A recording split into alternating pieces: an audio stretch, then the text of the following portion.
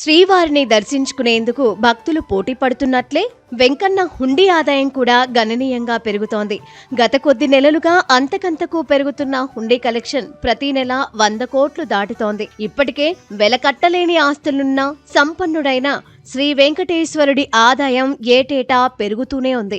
వడ్డీ కాసులవాడు, కలియుగ ప్రత్యక్ష దైవం తిరుమల శ్రీవారి దర్శనం కోసం దేశ విదేశాల నుండి భారీగా భక్తులు తరలివస్తూ ఉంటారు.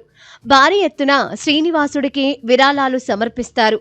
ఎవరి స్తోమతను బట్టి వారు స్వామివారికి బంగారు, వెండి, ఇతర విలువైన ఆభరణాలు, వస్తువులను కానుకలుగా ఇస్తారు. సాధారణంగా భక్తులందరూ కానుకలను ఆలయంలో ఏర్పాటు చేసిన హుండీల్లో వేస్తారు. తిరుమల వెంకటేశ్వరునికి ప్రపంచవ్యాప్తంగా ఉన్న భక్తులు స్వామివారిని దర్శించుకొని శక్తి కొలది కానుకలు సమర్పిస్తూ ఉంటారు. ఈ క్రమంలో ప్రతి నెల శ్రీవారి హుండీ ఆదాయం గణనీయంగా పెరుగుతోంది.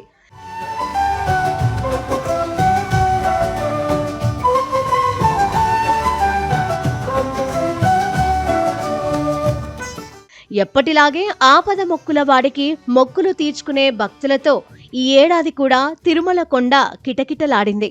గత జనవరి నుంచి ఇప్పటి వరకు భక్తుల తాకిడి కొనసాగుతూనే ఉంది. ఈ ఏడాది నవంబర్ నెలలో మొత్తం హుండీ ఆదాయం 116,20,74,100 టీటీడీకి సమకూరింది. 21,15,330 మంది భక్తులు వెంకన్నను దర్శించుకోగా 7,79,499 మంది భక్తులు తలనీలాలు సమర్పించారు. 57,35,934 మంది భక్తులు అన్నప్రసాదాలు స్వీకరించగా నవంబర్ నెలలో తిరుమల యాత్రకు వచ్చిన భక్తులకు టీటీడీ కూడా ఎలాంటి అసౌకర్యం కలగకుండా సేవలందించింది.